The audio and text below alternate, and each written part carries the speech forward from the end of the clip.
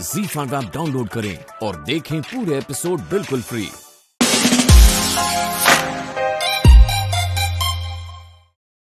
शिव आपकी सहायता अवश्य करेंगे, आपका संकट अवश्य हरेंगे शिव। मेरा शिव सब दुखियों का दुख दूर करेगा। मेरी माँ का विश्वास है तो अवश्य प्रतिफलित होगा। आप लोग अपना निवास स्थान बताइए। माता, हम पूर्वी हिमालय क्षेत्र में रहते हैं।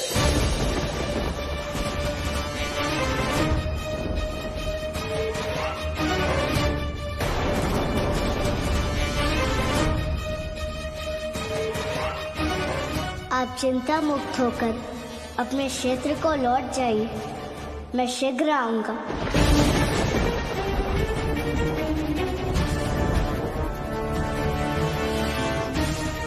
और आपकी हर संभव सहायता करूंगा। ये मेरी माँ की ओर से मेरा वचन है।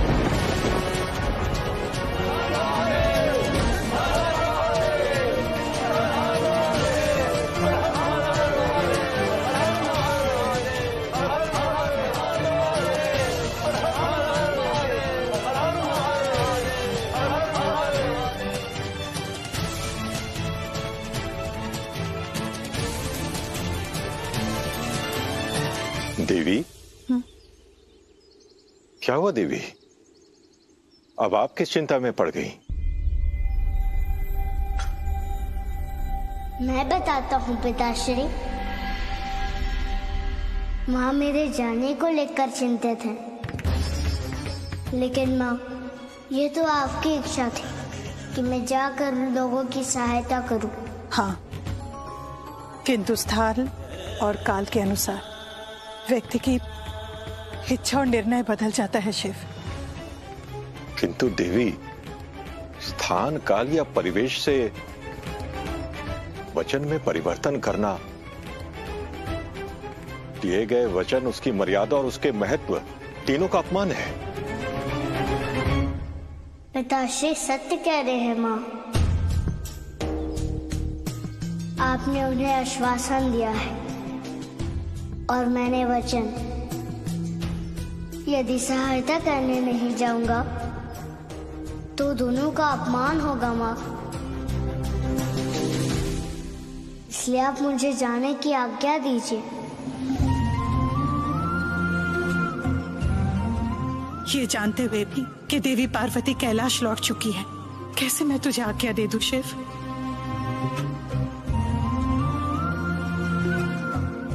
किंतु तू तो महादेव है, सत्य, सनातन, शाश्वत शिव। तुझे मैं रोकने का अपराध कैसे कर सकती हूँ? कोई बिशप आपसे आपकी बहन का हाथ मांगेगा तो आप दे देंगे भ्राता? यही है आपका आपकी बहन के प्रति प्रेम? आप ऐसा सोच भी कैसे सकते हैं? प्रजामुखी, मेरी बात को सुन। क्या आज आपकी प्रिय बहन आपके लिए इतना बड़ा बोझ हो गई है? और बोझ हो ही गई है तो अपने हाथों से विष पिला दीजिए, मैं हंसते हंसते पी लूंगी। परंतु ये मुझे जीते जी मत मारिए भ्राता। चुप हो जा, शांत हो जा, मेरी बात सुन। उस मूर्ख ने चारों वेदों को चुराने के बदले तुझसे विवाह का प्रस्ताव दिया है। और आपने अपने स्वार्थ के लिए इस प्रस्ताव को स्वीकार कर लिया। क्योंकि त्रिलोक का स्वामी बनना है तो इसके अतिरिक्त मेरे पास कोई और विकल्प नहीं है। आपने मेरा व्यापार किया है भ्राता, अपनी लोभ की तुला में तोल दिया है मुझे। ऐसा आप कैसे कर सकते हैं भ्राता? ऐसा होने से पहले मैं मर क्यों नहीं गई? पहले बात को सुनते हैं, ढूंढते हैं, उसके बाद किसी निष्कर्ष पे पहुंचते हैं। मेरी बात को शांत होकर सुन। जब तक वो दुर्गम उन चारों वेदों को चुराकर मेरे पास नहीं लाता, केवल तब तक तुझे उसे अपने प्रेम के झूठे भ्रम में उलझाए रखना है। एक बार वो चारों वेद मेरे हाथ आ जाएं, उसके पश्चात मैं स्वयं उसका अस्तित्व मिटा दूंगा। भ्राता, आज मैं समझ गई भाग्य की प्रबलता क्या होती है। अन्यथा वो दुर्गम दुर्गम मेरी छाया को स्पर्श करे इस योग्य भी नहीं है। ठीक है भ्राता, जैसी आपकी आज्ञा।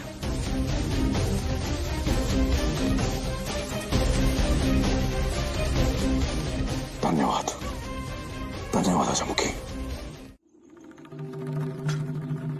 शिव! माँ,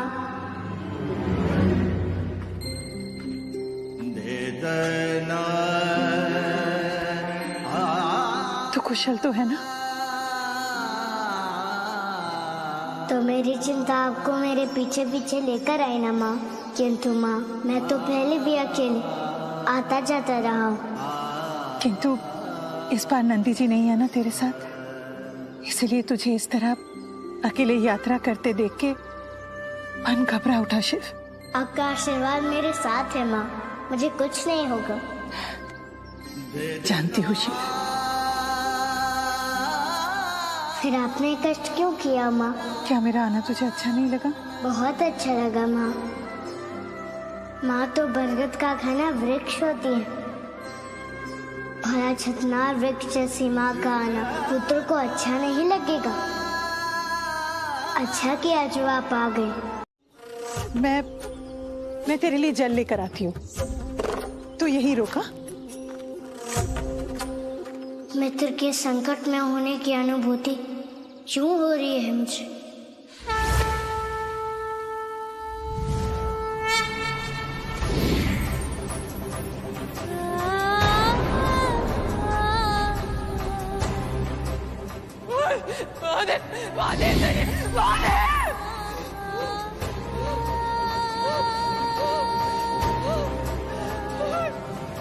कहाँ चले गए महादेव?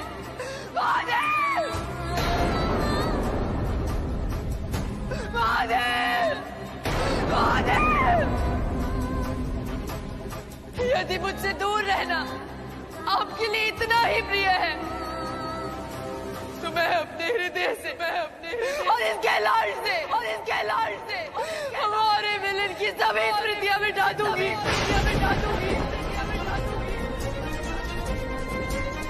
नष्ट कर दूंगी, मैं सब स्मृतियों को नष्ट कर दूंगी। कुछ शेष नहीं रहने दूंगी, अब शेष भी नहीं रहने दूंगी महादेव। अब शेष भी नहीं।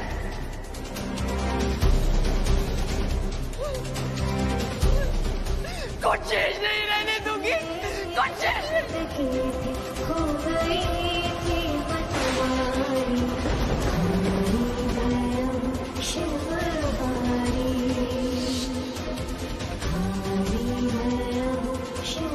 नहीं महादेव, नहीं। ओझल हो जाओ स्मृतियों, ओझल। नहीं माता।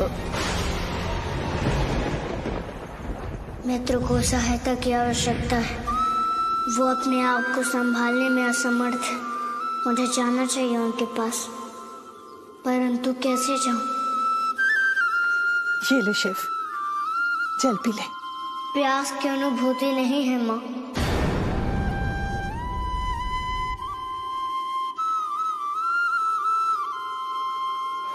ओझल हो जाइए महादेव, ओझल हो जाओ।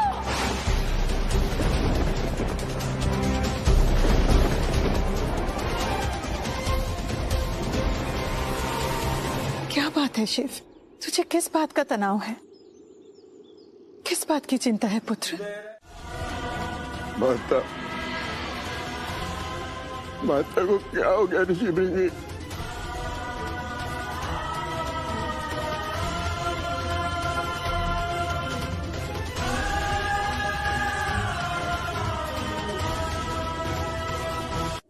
नंदी, यदि तुम सब कैलाशवासी इस प्रकार विलाप करोगे तो कैलाश का क्या होगा?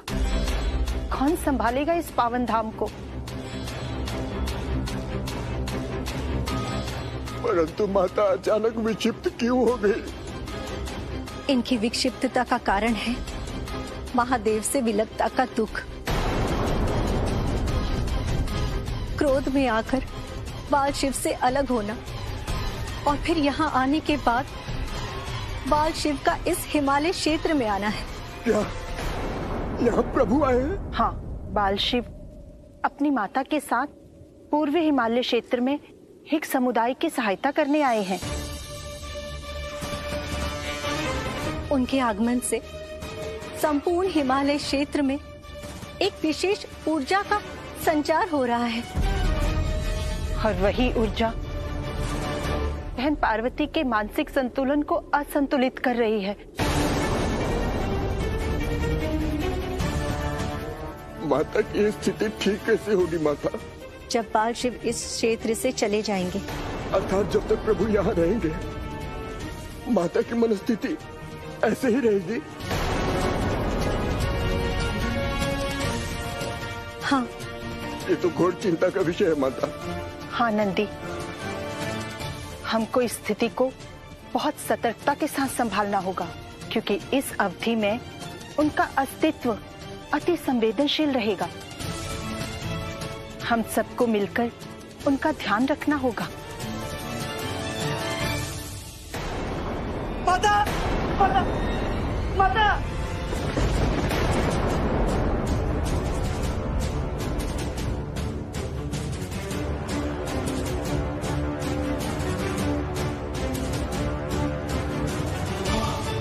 बहन पार्वती कहाँ चली?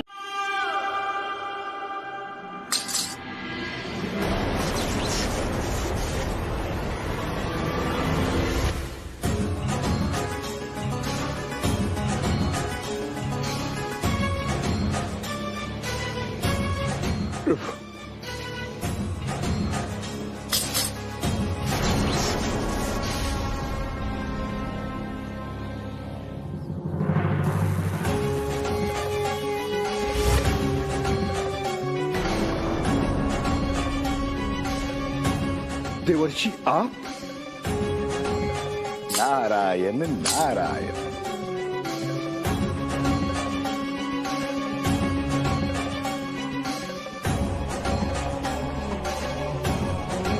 आप जानते हैं ना मेरा प्रभु के पास जाना कितना आवश्यक है, फिर आप बाधा उत्पन्न क्यों कर रहे हैं? जाने से पहले एक बार उस ओर देख तो लीजिए।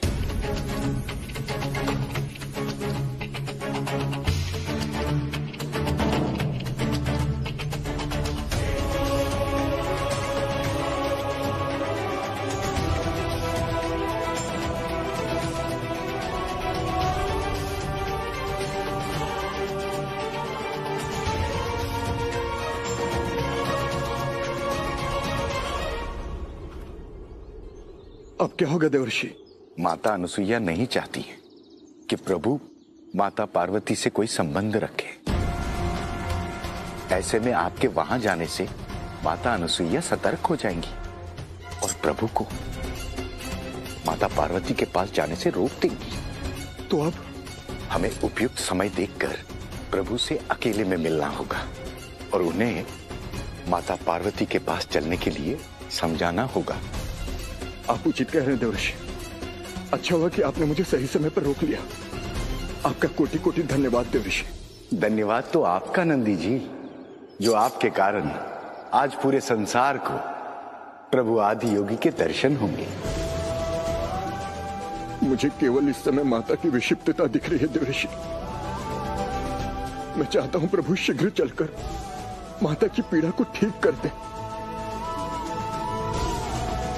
अब तो बस यही कामना है कि बस मेरी माता ठीक हो जाए।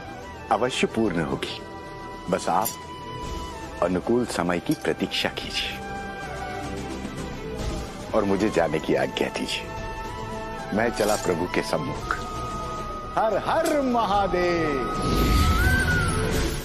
मेरा आने का उद्देश्य वो नहीं है देवी जो आप समझ रही हैं। नंदी जी, आप मुझे दिग्भ्रमित करने की चेष्टा मत कीजिए और अपनी माता की कोई निर्मल छवि मेरे सामने प्रस्तुत करने की चेष्टा भी मत कीजिएगा नंदी जी। मैं उन्हें भली भांति जानती हूँ। वो केवल छलावा करती है और आदि शक्ति और जगत जननी होने का ढोंग करती है। नारायण नारायण। और विक्षिप्तता का ये नाटक उनका नया षड्यंत्र है। जब उन्हें पता चला कि मेरा शिव हिमालय क्षेत्र में रुग्णों को स्वस्थ करने आया है, तभी उन्होंने ये नाटक शुरू कर दिया। नंदी जी, वो कोई आदि शक्ति या जगत जननी नहीं है।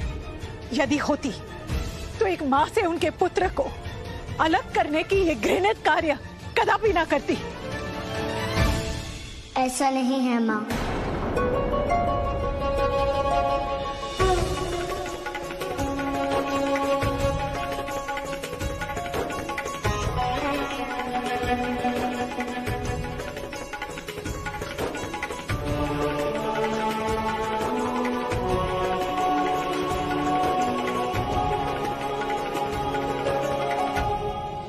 वो सचमुच अस्वस्थ है माँ। मैंने अपनी अंतर्दृष्टि से देखी है उनकी अवस्था को। यदि उनकी सहायता नहीं की तो अनर्थ होने की प्रबल संभावना है माँ।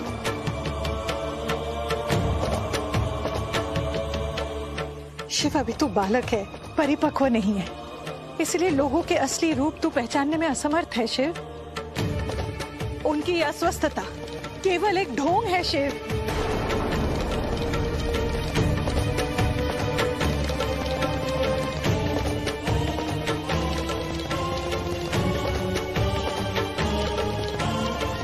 नहीं माँ, रोग का ढोंग कोई नहीं करता। कोई अस्वस्थ नहीं रहना चाहता। ये सत्य है माँ। मित्र की स्थिति चिंताजनक है। हमें उनका भी उपचार करना चाहिए। तो हम जिन रोगियों के उपचार के उद्देश्य से यहाँ आए थे, वो उद्देश्य पूर्ण नहीं होगा माँ। यदि इस क्षेत्र का एक भी रोगी बिना उपचार के छूट गया तो हमारी सफलता अधूरी रह जाएगी माँ। स्पष्ट क्यों नहीं कह रहे शिव कि तू कैलाश जाना चाहता है? और मेरे आज्ञा के बिना, मेरे इच्छा के बिना तू कैलाश जाने का निर्णय बना लिया है। कदाचित यही सत्य है माँ। आप बनेंगे मेरे मित्र? यदि मेरे मित्र बनने से आपका मन प्रसन्न होता है तो बना लीजिए मित्र।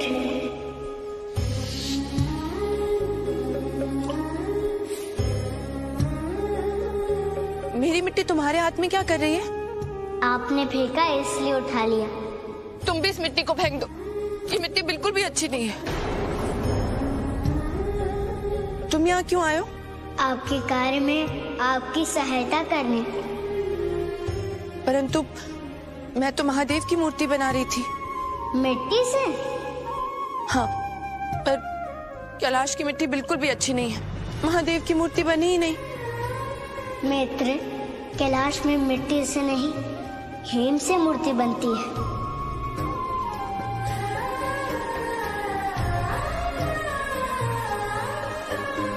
परंतु हेम से मूर्ति बनाना मैं नहीं जानती। मैं जानता हूँ। मैं आपकी सहायता करूंगा हेम से शिवलिंग बनाने में। आइए, बनाइए मेरे साथ।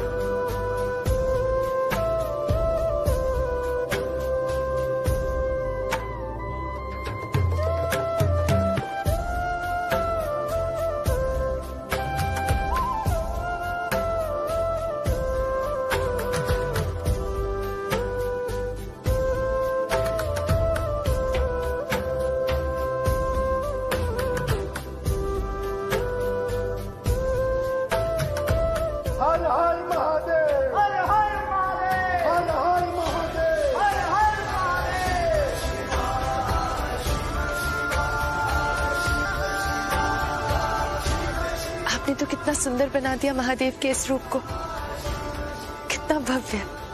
मैंने नहीं, आपने बनाया है ये शिवलिंग। अब तो आप मुझे अपना मित्र मानेंगे ना? हाँ, मित्र।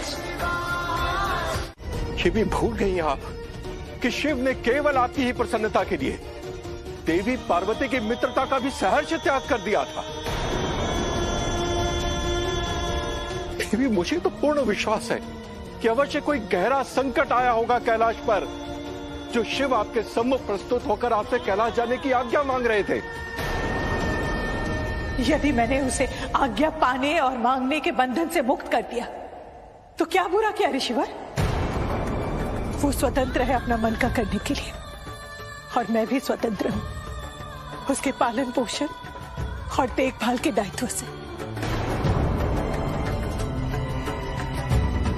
मैंने निर्णय ले लिया है ऋषिवर, कल से मैं गुरुकुल जाऊंगी और पुनः अपना कार्यभार संभालूंगी, स्वयं को व्यस्त रखूंगी।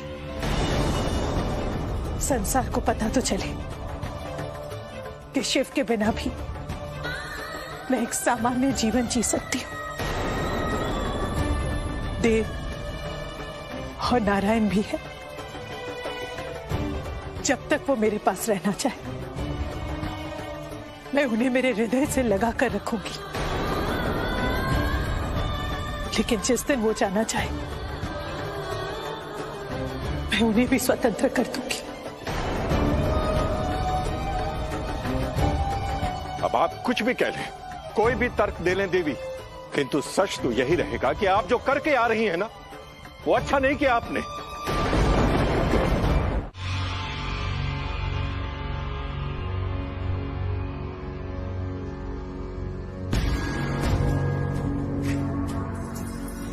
देवी अनुसुईया, जानता हूं आपकी धुरी बाल शिव, जो आपको अपने इर्द गिर्द घुमाता रहता था, वो सदा सदा के लिए दूर जा चुका है।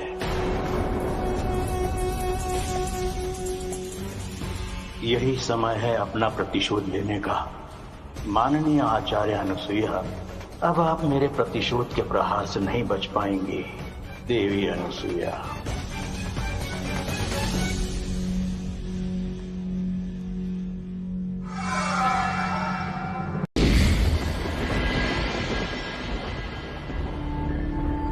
प्रणाम माते।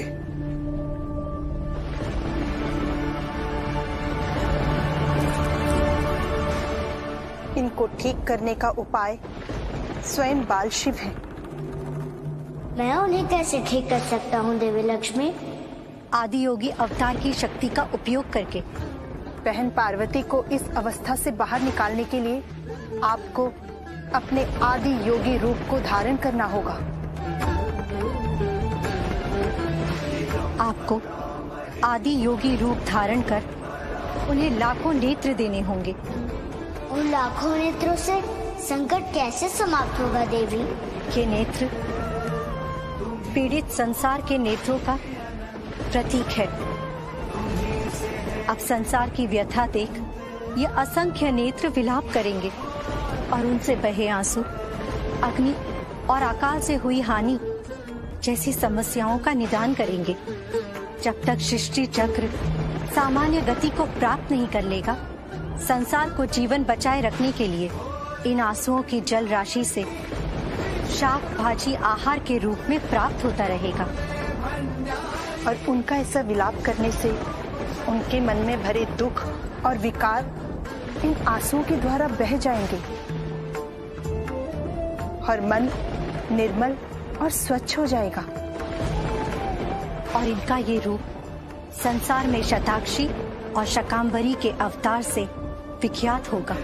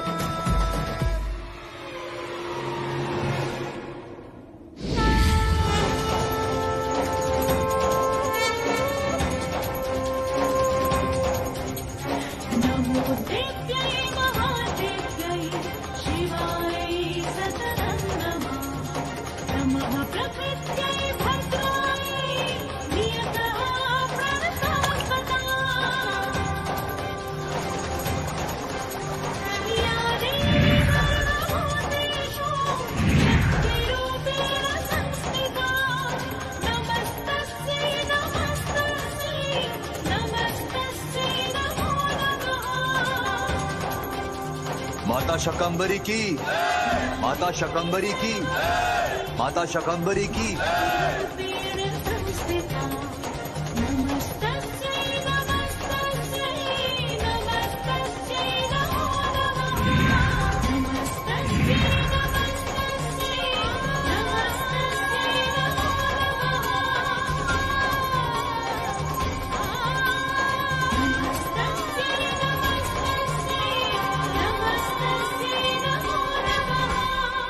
धर्म और धार्मिक कार्यों और यज्ञों की सुरक्षा आपकी उत्पत्ति का उद्देश्य है। आपका दायित्व वेदों को बचाना है देवी। दुर्गमासुर का वध करके आप माता दुर्गा का दायित्व पूर्ण कीजिए माता, अन्यथा धर्म का संसार से सदा सदा के लिए अंत हो जाएगा। संसार अराजक और निरंकुश हो जाएगा माता। हाँ मित्र, आपको इस संकट का अंत करना ही होगा और मैं भी सहयोग दूंगा आपको। धर्म की रक्षा और जगत के कल्याण के लिए आपको देवी दुर्गा का अवतार धारण करना ही होगा मित्र।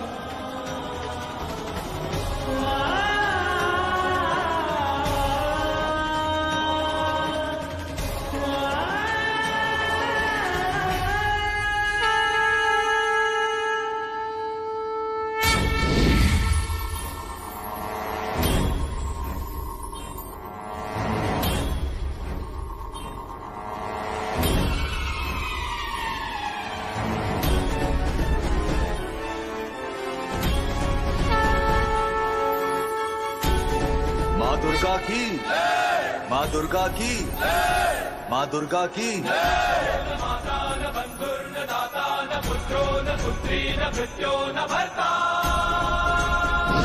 आइए प्रभु।